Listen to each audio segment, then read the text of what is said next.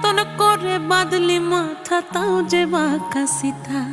মেদিনীপুরে রায়না চিরন বাঁকুড়ার ওই ফিতা, আর যতন করে বাঁধলি মাথা তাও যে বাঁকা সিথা। পেছ পাড়ি